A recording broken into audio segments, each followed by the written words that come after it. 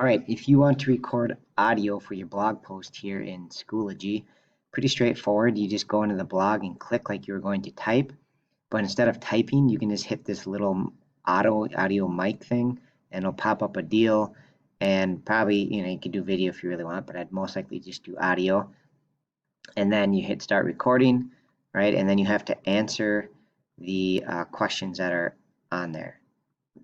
So geez, I got a recording now. I need to see the question still. So you probably have to load up the questions ahead of time or something, or maybe have them in another tab. Probably that would be the best deal, because otherwise this tab just stays open. So maybe load the questions in another tab, walk through your answers, and then you can post them right on there. All right.